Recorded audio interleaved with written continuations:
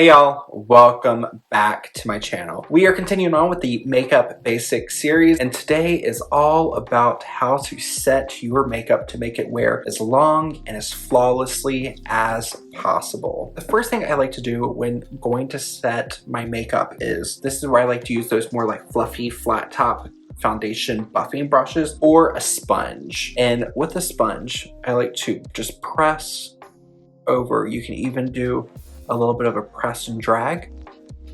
This will help to smooth and lift any excess foundation or concealer that is setting on the skin. If you did some heavy concealing beforehand that you don't want to disrupt, you can take a small fluffy eyeshadow brush with a tiny bit of powder and just set over it. I didn't have anything major to conceal, so I'm just going all over, press and smooth over. Doing this before you powder your base will help to make sure you're not going to have a buildup of product that can migrate and move under your powder throughout the rest of the day, which can cause things to settle, emphasize texture. It's going to help just everything look a little bit better throughout the day. If I conceal on my brow bone, the way my face is shaped, product will migrate down here. And if I powder over that, I'm going to set a crease. So I want to smooth that out. Same thing here, smile lines are a big one. And then some people right here on the chin, right where the round of the chin is, some people get creasing through there.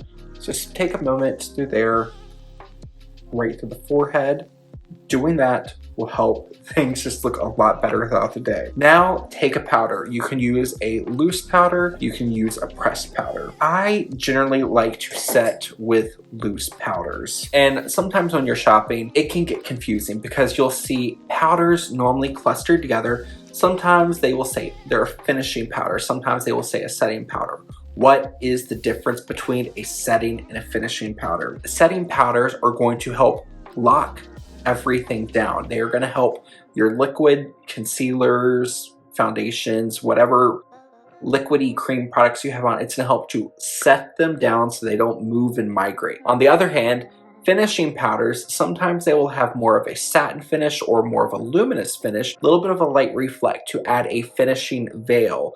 Think of that as like the soft focus filter you apply at the end of your makeup. Some powders you can use interchangeably. I generally like powders that are very matte that are going to help to combat my shine throughout the day. Today I'm going to be using my by Terry Hyaluronic Hydra-Powder, and this is a translucent powder. When you're going to set your powder, it's always easier to add more if you need it. I start with a very, I don't know if you'll be able to see that, but I start with a very tiny amount in my lid. I'm going to take a fluffier brush. I'm going to swirl my brush in. It's like the old Bare Minerals commercials. So I'm going to swirl and I'm going to tap. That way there's an even amount in my brush. And then start where you're most concerned. Start where your products tend to move, or start where you get shiny and press over. Doing this pressing motion is going to help press and mesh together your powders and your liquids. It's going to help everything film a nice thin film on the skin. Normally there will be a little bit of a residual powder left in the perimeter. So what I like to do then is take my brush, swirl it around, pick up that powder that is in the perimeter, and then I will just very lightly give it a little buff to smooth everything out. Now, sometimes people's under eye area is going to be a little bit more dry, or it's going to be a little bit more textured due to the nature of the skin under our eyes having fewer oil glands, and there's fewer oil glands all around this orbital area of our eyes. But the under eye areas can be prone to being a little bit drier, a little more textured. There can be more fine lines, and our eyelids, even though they don't have the oil glands like the surrounding area does, but the socket of our eye tends to be a little bit lower, so oil and sebum from the brow area can settle in here. Sometimes people will like to use a separate powder. For me, if it's a special occasion, I want things to look a little bit smoother, maybe my under eyes feel a little bit drier, I really enjoy the Pat McGrath Labs Blurring Under Eye Powder. Laura Mercier also has a really nice powder. For that, I like to use a fluffy eyeshadow brush. This is the brush I like to use for kind of laying down my socket color on my eyes.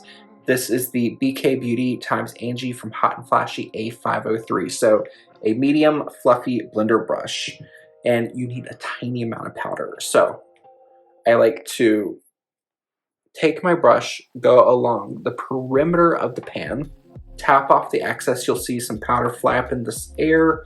It's okay. You've got just enough on your brush. And then you can just gently press out. Normally people who have fine lines and texture under their eyes, it's going to run more horizontally or left to right.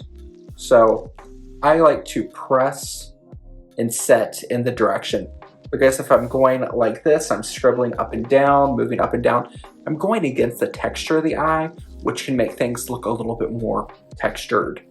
So I like to press in the direction everything's going, and then I can lightly kind of just flick over. You'll see only the tip of the brush is moving. The rest of the brush is staying pretty still, and that's just to really have the lightest pressure possible.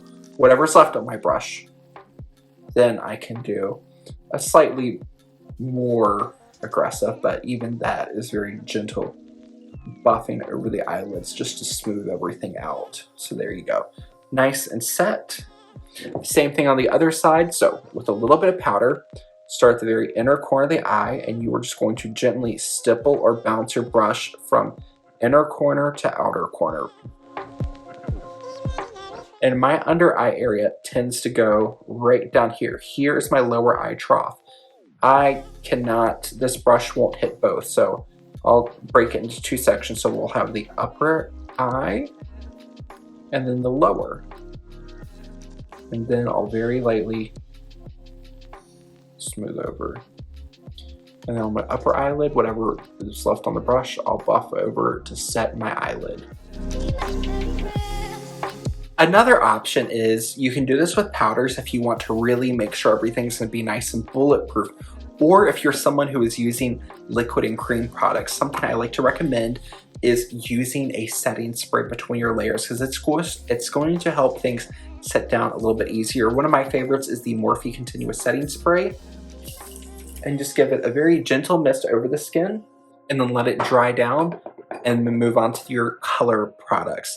This is just going to be a little step that is going to help, one, smooth down any setting powders you applied, and it's just make everything look a little bit softer, a little bit smoother, and it's going to add just a bit of hydration, so any powder products you apply on top don't look powdery or choppy or just emphasize anything you don't want it to. So next up, we are going to be talking about contour, everyone's favorite subject. So make sure you are subscribed if you haven't already so you can see that video. Give this video a thumbs up if you found it helpful and enjoyable, and share it with a friend that you think might enjoy it. I will see you all in the next video.